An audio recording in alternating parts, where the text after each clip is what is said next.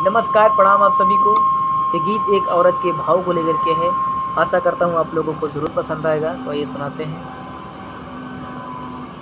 अरे किसैया के कमैया हो दरुए में जाता, किसैया के कमैया हो दरुए में जाता।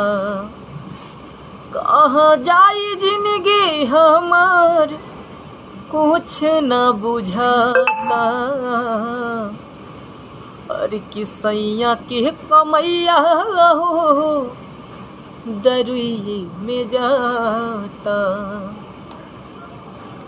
8 घंटा ड्यूटी के मिले 400 दिहाड़ी, ओही में घर चले खेती और बाड़ी।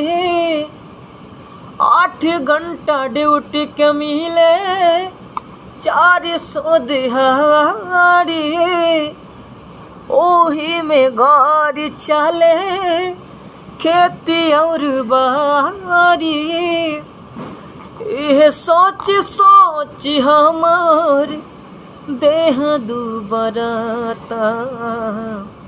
सैया की कमाई